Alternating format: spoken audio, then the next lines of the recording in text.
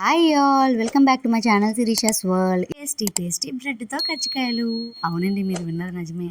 బ్రెడ్తో కజ్జికాయలు చేశాను.